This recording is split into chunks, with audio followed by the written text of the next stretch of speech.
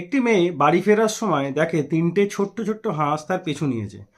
সে ঠিক করে তার বাড়ি পর্যন্ত যদি এই হাঁসগুলি তার পেছন পেছন আছে প্রায় 3 কিলোমিটার, তাহলে তাদের সে বড় করবে।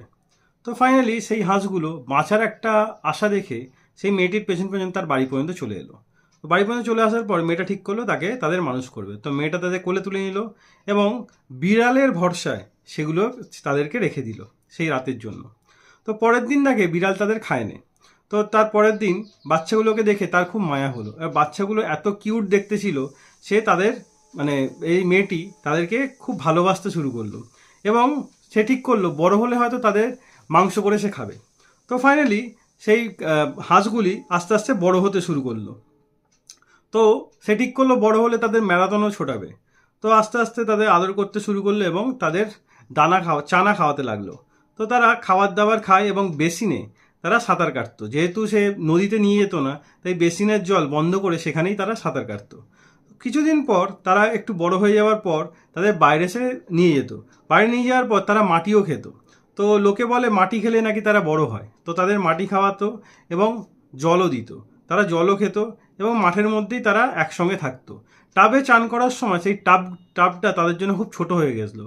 তো ফাইনালি সে ঠিক করলো তাদেরকে নদীতে নিয়ে যাবে। তাদেরকে নদীতে নিয়ে গিয়ে চান করায়। তারা নদীতে খুব মজা করে চান করে, কিন্তু মেয়েটির থেকে দূরে তারা কোথাও যায় না।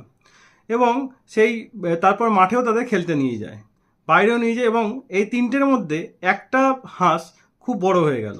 তাদের নিজের মানে খাবার টেবিলের মধ্যে নিচেও তারা থাকে। তো বিড়ালের ভরসায় বিড়াল মাঝে মধ্যে তাদেরকে ঘোরে, ভাবে হয়তো খাবে। তো কিছুদিন পর সেই হাঁসগুলি অনেক বড় হয়ে গেল, প্রায় 4 কেজি করে হয়ে গেল। তো মেয়েটি ঠিক করলো যে তাদের একটিকে খাওয়া যাক। তো ফাইনালি তারা আস্তে আস্তে হলুদ থেকে সাদায় পরিণত হয়ে গেল এবং তাদের ওয়েট আরও বেশি বেড়ে গেল, প্রায় 7 কেজি। এবার মেয়েটি তাদের গরম জলে একটাকে ঢুকিয়ে দেয়।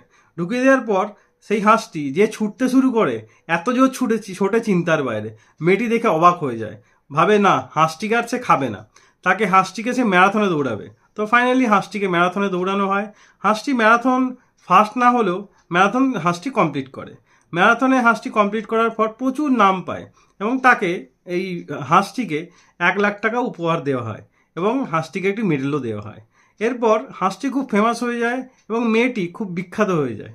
মানে এই হাঁসটির থেকে সোশ্যাল মিডিয়া থেকে সে প্রচুর টাকা ইনকাম করতে শুরু করে। সে ভাবতেও পারেনি যাকে একদিন সে খাবে বলে পালন করেছিল, সে তাকে এত বেশি টাকা উপার্জন করে দিচ্ছে। তার উপার্জনের জন্য আর কিছু করার দরকার পড়ে না, শুধু এই হাঁসের খেলাকে সে যদি সোশ্যাল মিডিয়া দেয় তাহলেই হয়। এবং হাঁসটি তার কৃতজ্ঞতা স্বরূপ তাকে একটা করে